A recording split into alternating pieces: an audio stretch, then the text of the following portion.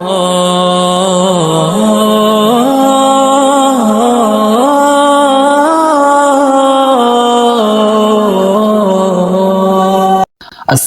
আলাইকুম ওয়া রাহমাতুল্লাহ।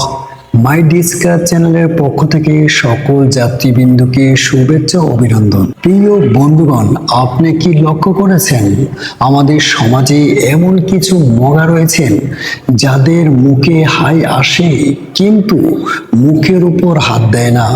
আসুন সতর্ক বাণী কেনা শুনতে চায়, আল্লাহর নবীর হাদিস থেকেই শুনে আসি। হযরত আবু সাঈদ আল খুদরি রাদিয়াল্লাহু তাআলা আনহু হতে বর্ণিত, তিনি বলেন, রাসূল কারীম সাল্লাল্লাহু আলাইহি ওয়াসাল্লাম বলেছেন, যখন তোমাদের কারো হাই আসে আর সে যেন নিজের হাত মুখের উপর রাখে, অন্যথায় শয়তান মুখে প্রবেশ করে।